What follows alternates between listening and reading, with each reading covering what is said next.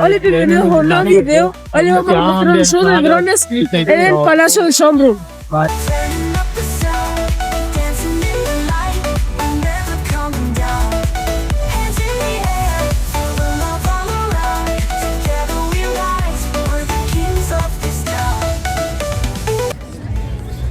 Serán 3.000 drones vueltos en escena circulando por todo el cielo de Viena.